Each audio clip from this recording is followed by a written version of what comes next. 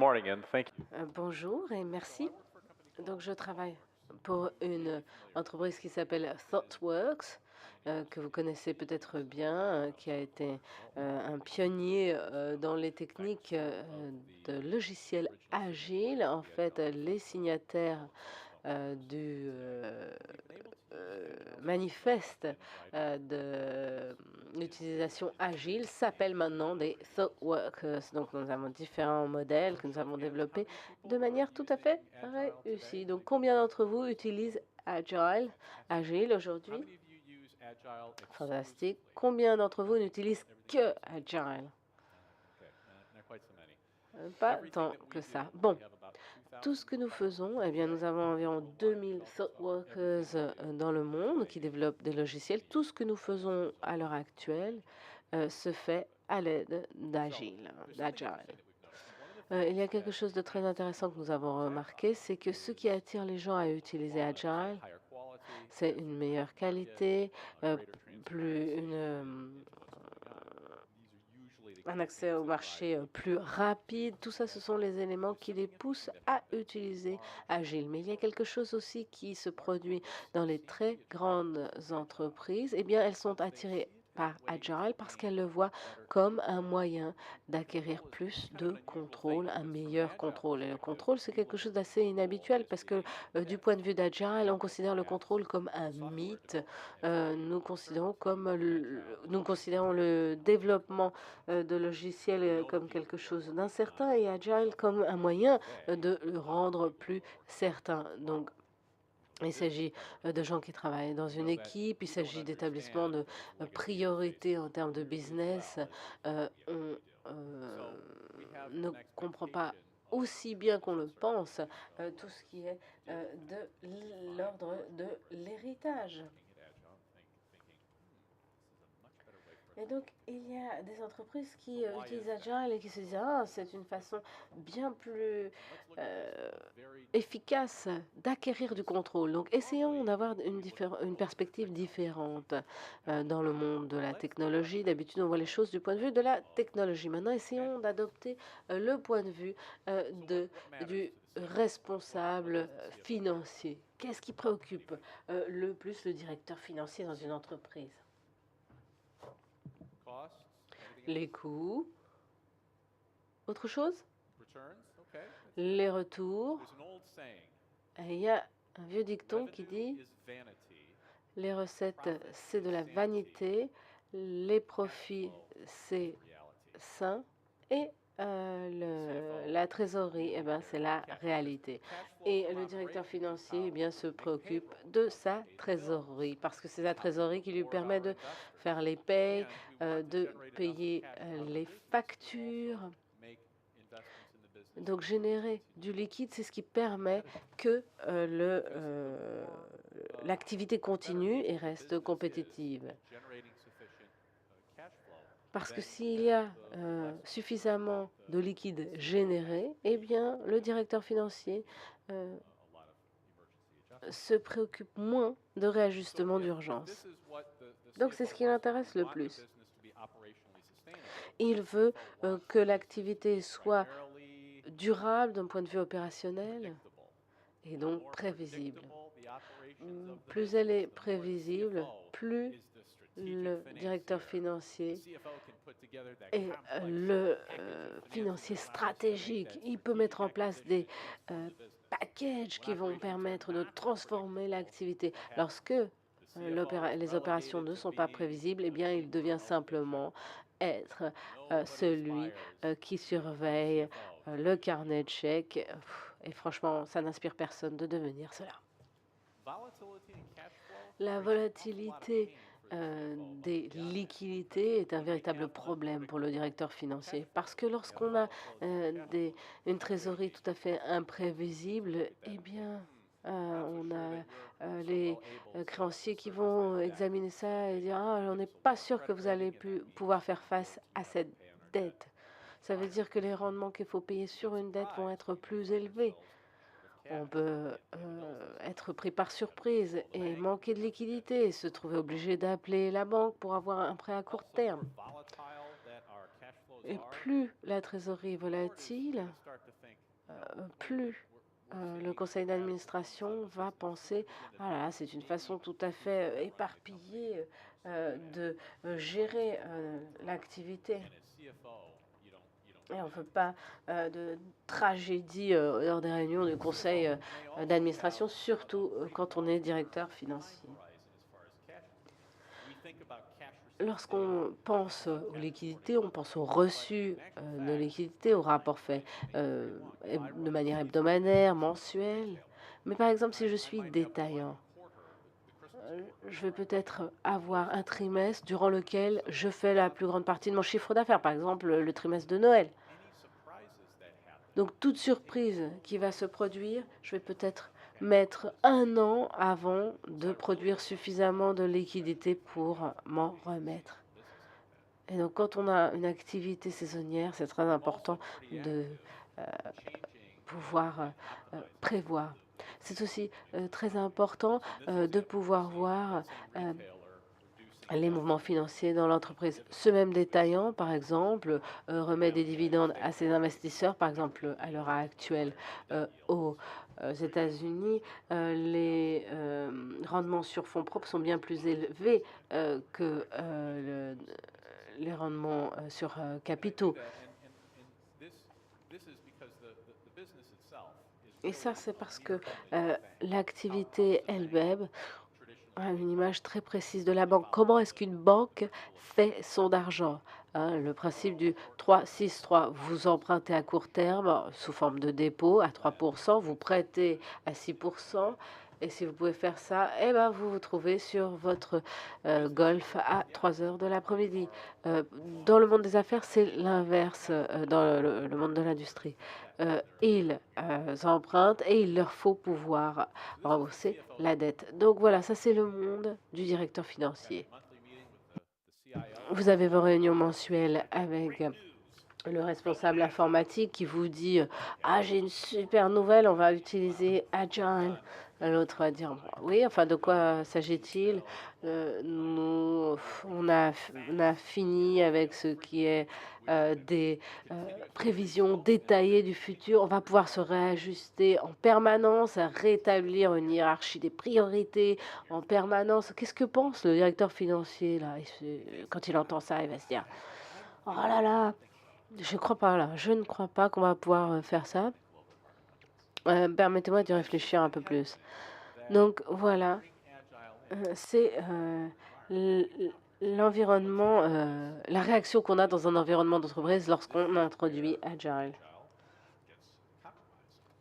Et voyons où est-ce que se trouve l'élément comprometteur pour Agile. Donc on a, disons, des technicien, on est dans un monde de l'informatique. Comment est-ce que l'on se perçoit nous-mêmes? Voilà, plutôt brillant. On se considère comme ceux qui fournissent les actifs qui vont rendre une entreprise plus compétitive, plus efficace, capable d'échelonner, capable de traiter un certain nombre, un grand nombre de transactions. Mais ceci à travers une technologie qui permet d'atteindre les clients et les fournisseurs d'une manière jamais atteinte dans le passé.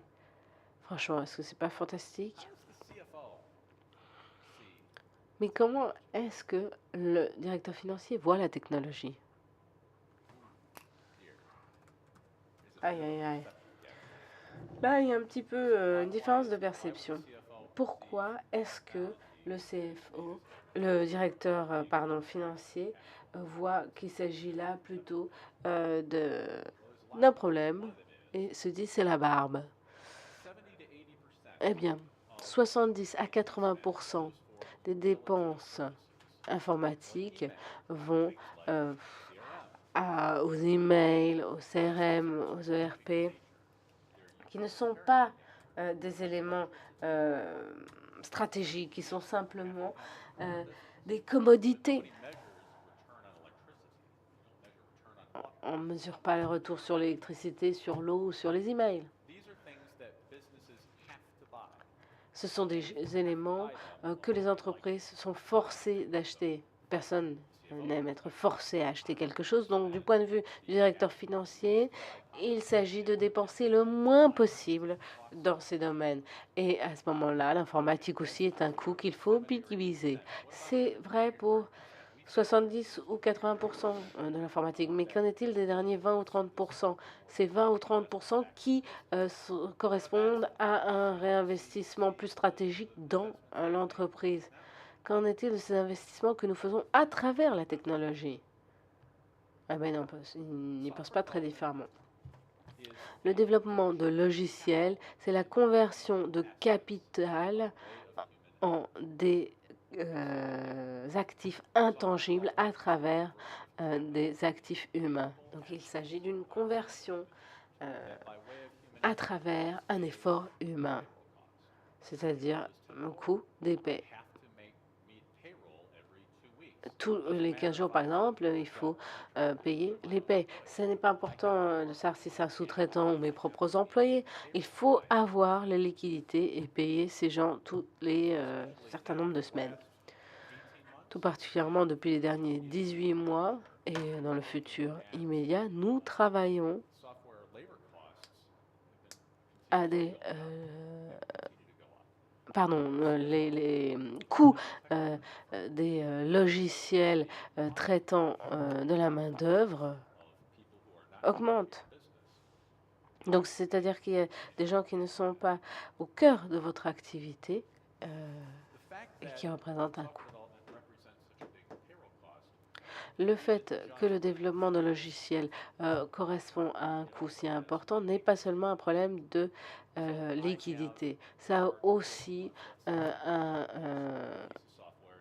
ça représente un problème en termes de relevé de revenus. Par exemple, si j'ai 9 millions d'euros de moins de rentabilité sur cette année, eh bien, c'est parce que je les ai pris pour les consacrer à l'informatique. Puisque j'ai des actifs,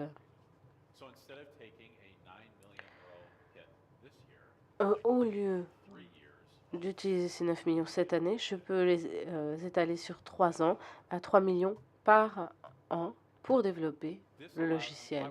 Ceci me permet, pourquoi d'ailleurs est-ce que je devrais faire ça?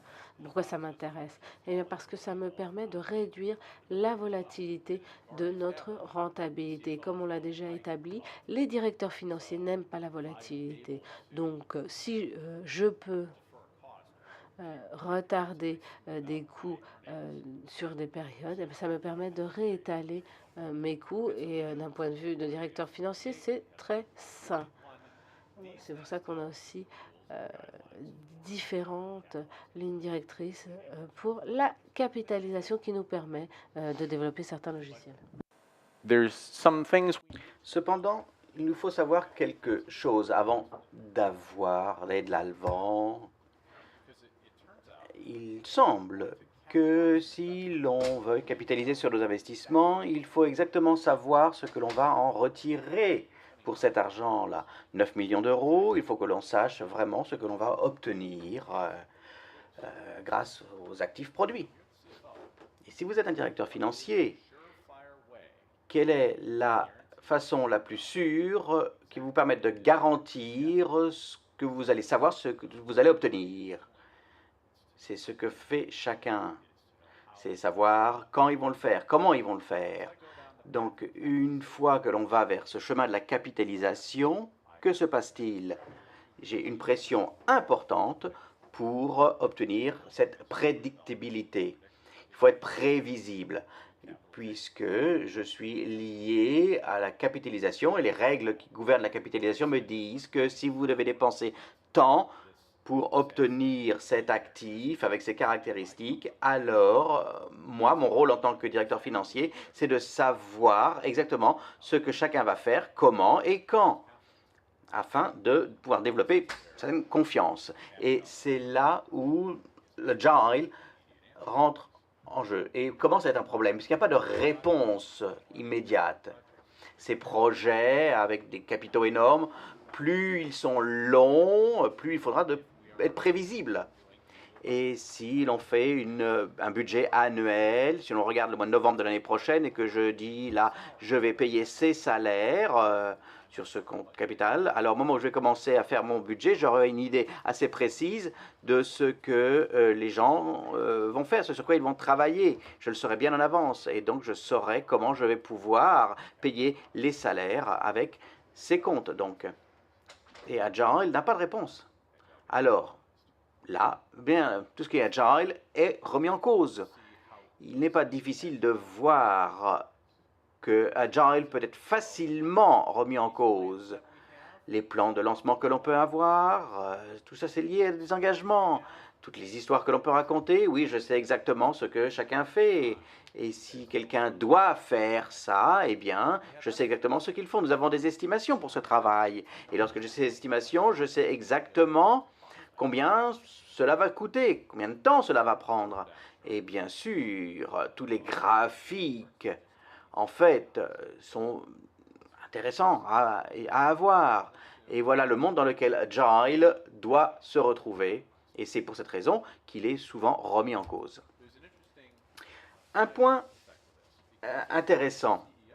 Bon nombre de directeurs généraux regardent l'organisation technologique de leur entreprise et semblent dire on ne semble pas avoir l'innovation à laquelle on pourrait s'attendre. Nous avons des milliers de personnes dans l'organisation technologique. Il y a une banque là avec qui on travaille qui a 40 000 personnes dans le département informatique de par le monde. Et il n'est pas surprenant que le directeur général dise pourquoi est-ce que c'est pas nous qui créons la prochaine innovation? Pourquoi est-ce que c'est pas nous qui allons faire que le monde s'intéresse à ce que l'on va créer? Alors, c'est la caractéristique, en fait, des petites entreprises technologiques par rapport aux grandes entreprises. Les petites entreprises ont des cash flows extrêmement volatiles. Ils n'ont pas accès au marché de la dette. Ils ne peuvent pas se mettre dans une position où ils pourraient donc ne pas se développer. Si on n'a pas d'obligation en matière de fixed income et si on a des structures de financement simples, eh bien vous êtes libre de vous développer dans la créativité, de poursuivre en fait tout type d'idées que vous avez parce que vous avez une possibilité de croissance, vous avez la liberté de rechercher tout ceci. Mais si vous êtes une organisation informatique captive d'une grande entreprise, vous êtes lié à ces structures capitalistiques complexes. Vous êtes lié à des obligations de fixed income. Et donc, tout ceci a tendance à diminuer l'innovation parce qu'on s'attend à ce qu'il y ait une prévisibilité des opérations. Et donc, compte tenu du fait qu'il y a tant de personnes dans ces organisations, on peut dire que c'est aussi la cause du problème. Mais on n'a pas beaucoup de marge de manœuvre pour que des génies, pour la créativité, lorsque l'on a décidé d'hypothéquer notre avenir vers et pour un chemin de prévisibilité. L'innovation ne ressort pas de ce qui est prévisible. Alors, que pouvons-nous faire? Y a-t-il quelque chose qu'on puisse faire? Il y a quelque chose, mais ceci nécessite qu'il faille changer notre approche, notre compréhension des objectifs, des mesures, en fait, d'évaluation de la technologie. Plutôt que d'être lié par quelque chose d'opérationnellement prévisible, il faut que l'on soit rationnel d'un point de vue financier. Alors, qu'est-ce que tout ça, ça veut dire? Et comme on l'a déjà dit, les dépenses technologiques vont vers des services utilitaires. Eh bien, il faut les séparer, tout simplement. Il faut avoir une organisation qui s'occupe des services utilitaires, qui soit gérée par une personne, par un groupe, et une autre organisation, à savoir votre informatique stratégique, qui représente là les investissements en technologie. C'est une sorte de fonds d'investissement qui soit géré de façon active On veut que ce soit séparé et distinct au sein de l'entreprise. On le voit aujourd'hui, on le voit chez tout ce qui est grande surface ou dans d'autres entreprises où la technologie fait la différence. Par exemple, pour tout ce qui est e-commerce, il y a une personne qui est responsable de la création, de la production des actifs numériques qui vont faire que l'activité sera encore plus concurrentielle. Donc, il faut séparer, en fait, tout ceci d'un directeur informatique, d'un DSI qui ne doit pas s'occuper donc de côté utilitaire. Donc, deux fonctions différentes. Ça ne sert à rien d'avoir l'informatique stratégique subordonnée donc à l'utilitaire parce que il faut qu'il y ait donc une prévisibilité et donc il faut que l'informatique stratégique soit plus liée aux investissements et aux attentes d'investissement. Si on va dans cette voie, alors on peut considérer l'informatique stratégique comme rentrant en concurrence pour le capital. Les entreprises n'ont pas besoin d'investir en technologie, elles peuvent investir dans bon nombre de choses différentes. Ça peut être dans le stock, un rachat de stock par exemple. Ça peut être une réunion annuelle des employés et des clients clés, des programmes d'impact social. Donc, vous êtes responsable de l'investissement en technologie dans votre entreprise et là, vous vous rendez compte que vous êtes en concurrence pour obtenir ce capital.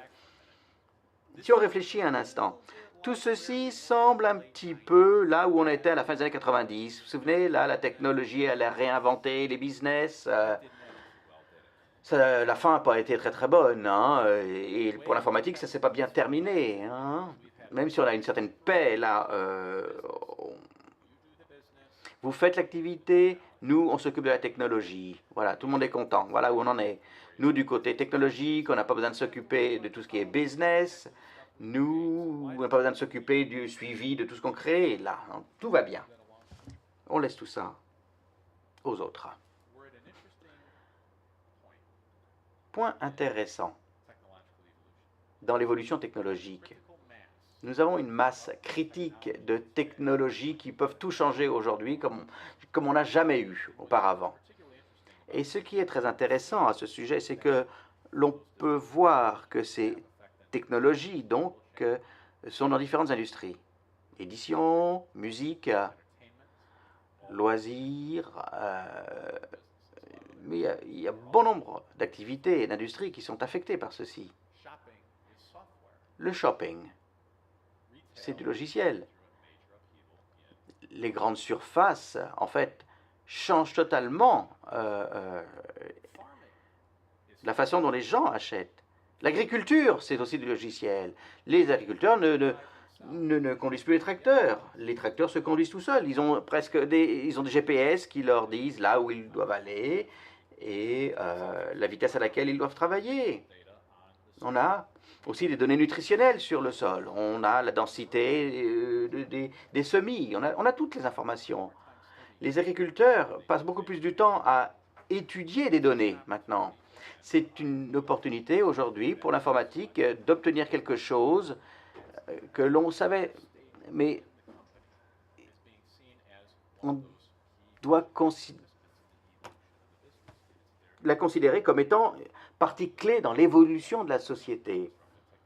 Toutes ces technologies-là qui vont complètement tout changer. Il y a toute une série d'inventions technologiques qui dépassent en fait le taux d'application technologique. Opportunité de leadership, là.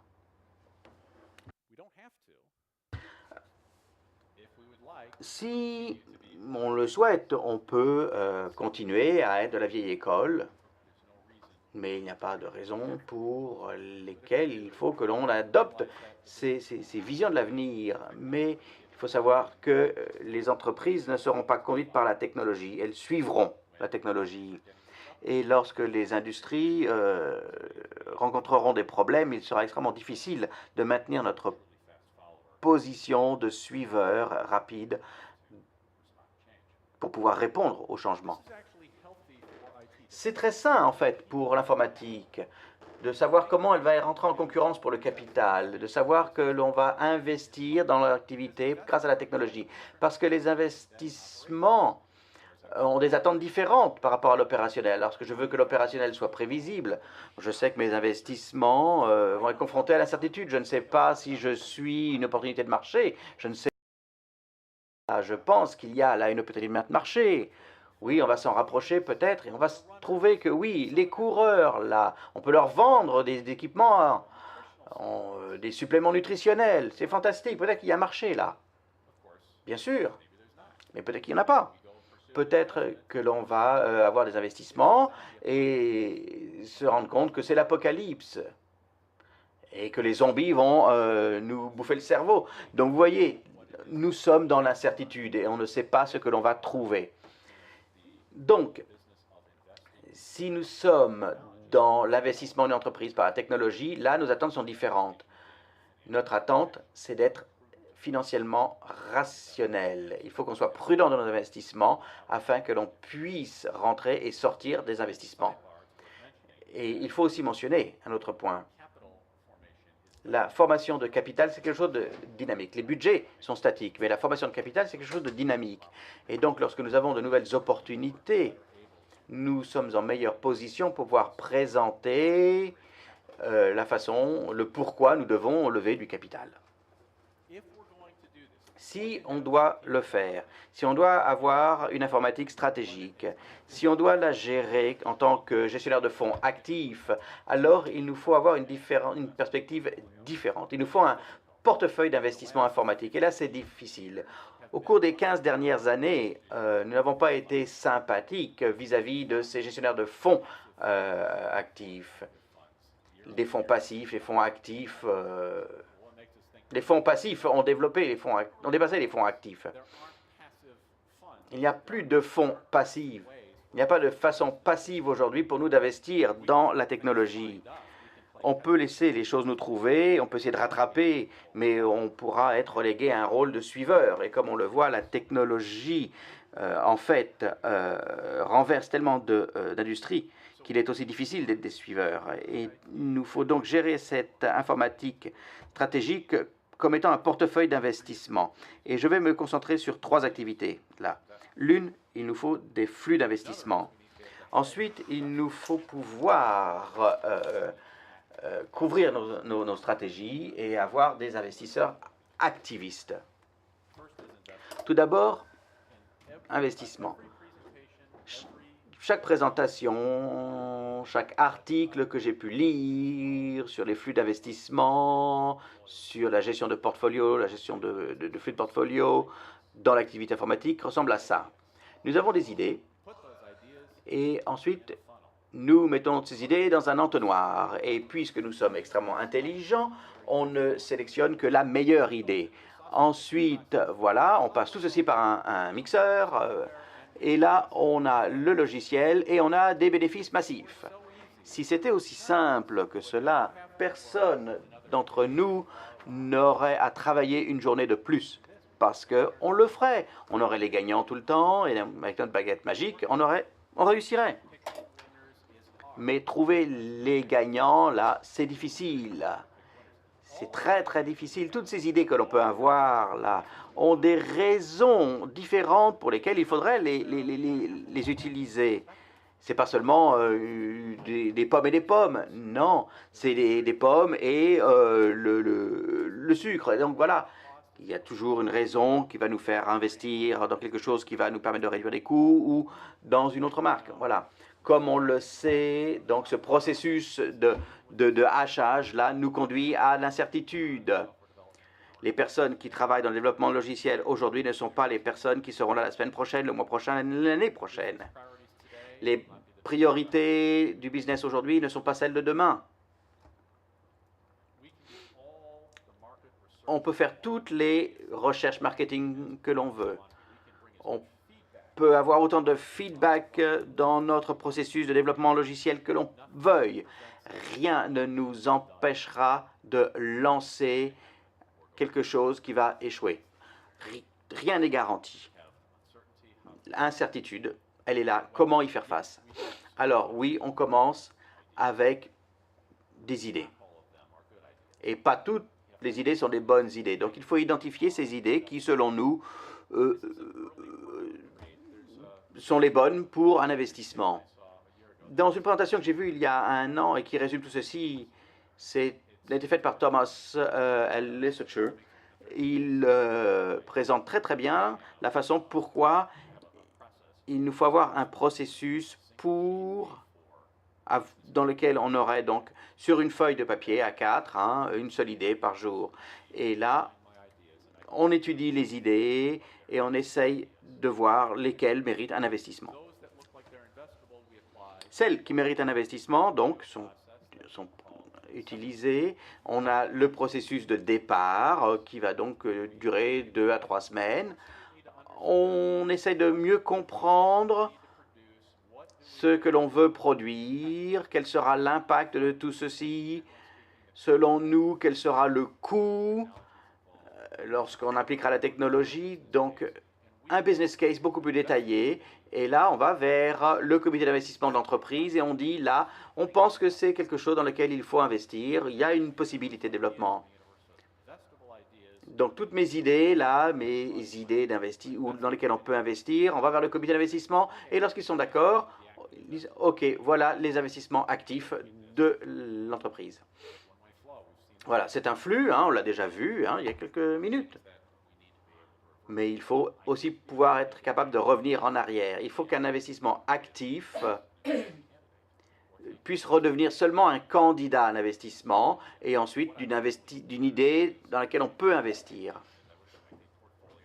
Donc, c'est la façon dont on s'attendrait à un gestionnaire de portefeuille d'agir. Donc, on prend des idées existantes, je les passe constamment en revue, je revois toujours donc cette feuille A4 là pour pouvoir s'assurer que ces idées sont toujours pertinentes. Et je le fais sur ces nouvelles idées que je peux promouvoir. Je vais aussi passer en revue mes investissements actifs approuvés, voir s'ils sont toujours nécessaires. Je peux voir aussi tous ces investissements que le comité d'investissement a passé en revue. Je peux le voir tous les mois et je étudie tous ces investissements dont on a déjà discuté. Je vois la pertinence de tout ceci pour mon portefeuille. C'est une gestion active. Ce qui rentre, ce qui sort.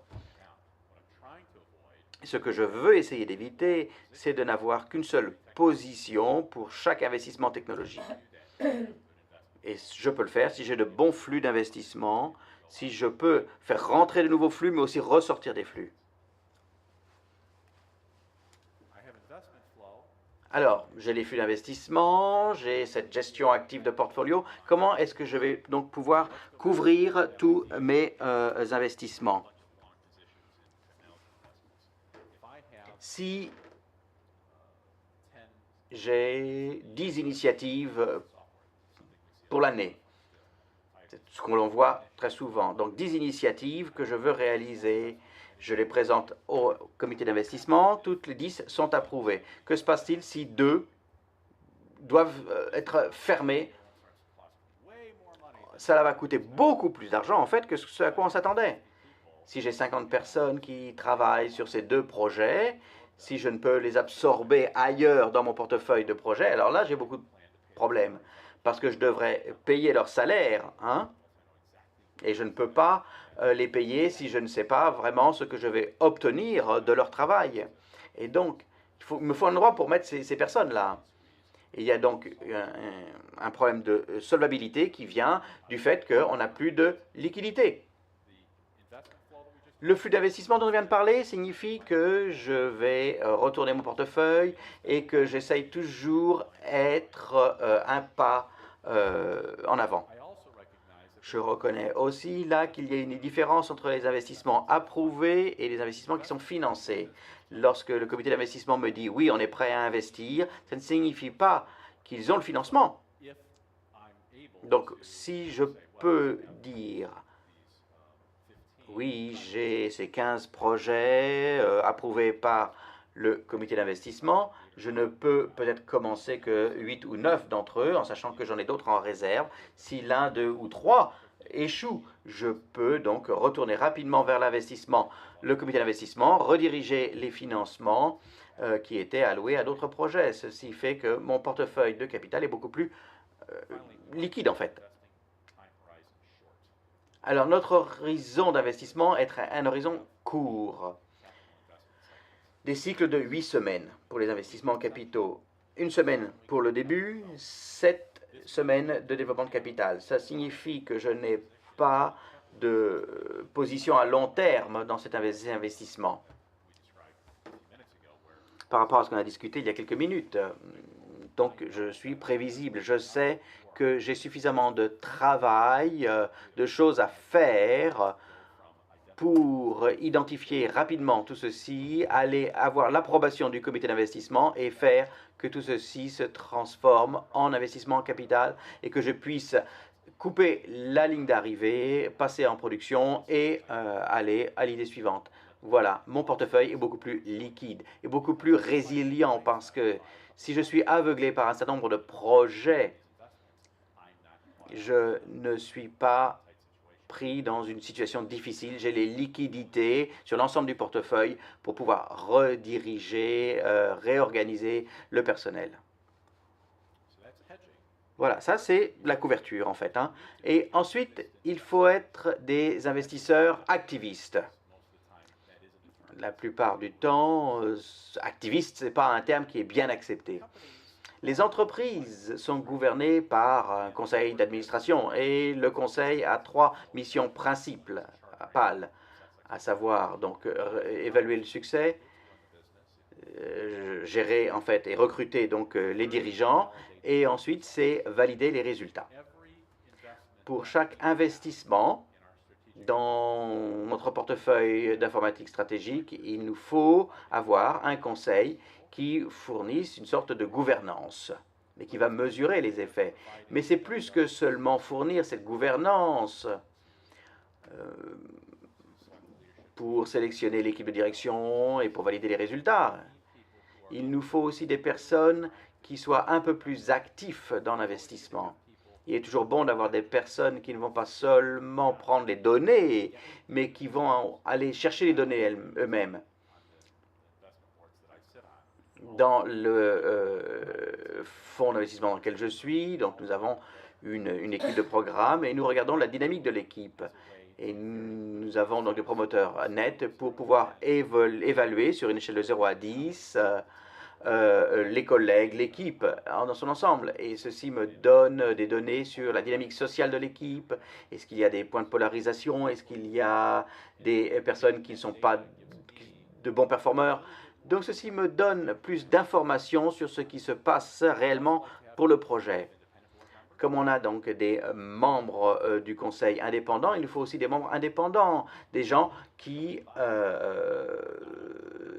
n'ont pas un objectif de carrière en fait. Ce type de gouvernance active signifie que je peux voir l'évolution de ces investissements au fur et à mesure. Et je ne suis pas aveuglé par les problèmes. On appelle ça la gouvernance continue. Si l'on a on peut se réunir 1 heure toutes les 2 semaines ou 1 heure toutes les 3 semaines selon la durée du projet. On passe en revue les données du projet, les caractéristiques des actifs, les caractéristiques fonctionnelles des actifs, les journées passées et on essaie de voir les résultats. Donc on discute des personnes aussi qui sont dans le projet. Est-ce qu'on a les bonnes personnes au bon moment? Et on valide les résultats. On fournit donc le niveau d'un investissement actif. Et donc on n'est pas surpris par ce qui se passe. Et en tant que gestionnaire de portefeuille, ceci vous fournit pas seulement une assurance, mais aussi une couche qui vous permet de savoir que vous êtes vraiment actif dans le développement du projet. Si on peut faire tout ceci, si on peut séparer l'informatique en deux, activités d'investissement stratégique et utilitaire, donc vous allez pouvoir vous comporter en gestionnaire de fonds actifs, si vous pouvez couvrir tout ceci. Si vous, en tant qu'investisseur activiste, vous pouvez changer la nature de la relation qui existe entre le directeur financier et l'informatique. On peut donc passer d'un contrôle des coûts à un retour sur investissement. Et c'est ce sur quoi j'aimerais conclure. Un article du FT il y a quelques années par quelqu'un qui avait travaillé dans une organisation informatique et qui s'était rendu compte qu'il dépensait 350 millions de dollars par an sur des investissements informatiques discrétionnaires, développement de logiciels. C'est toujours beaucoup d'argent, hein? Mais personne n'avait vraiment une idée réelle de l'impact de tout ce développement logiciel. Ils savaient qu'ils dépensaient cet argent, voilà. Donc, ils ont fait un petit calcul rapide et ils se sont rendus compte que, bon, on n'a pas besoin de tant dépenser en informatique. Et si on ne le fait pas, et si on le met donc en rentabilité, eh bien, il y a donc une évolution de 5 millions de dollars de leur capitalisation. Et ça, c'est important pour les investissements stratégiques informatiques. En d'autres termes, on a le même type d'impact. Si on le fait, alors on n'aura pas l'attente d'être prévisible d'un point de vue opérationnel, mais financier. Et si on est rationnel d'un point de vue financier, eh bien, ces outils vont nous permettre de le faire. Et ensuite, on fonctionnera bien mieux dans un environnement qui nous permettra de répondre à toutes les attentes que l'on a. Merci de m'avoir écouté.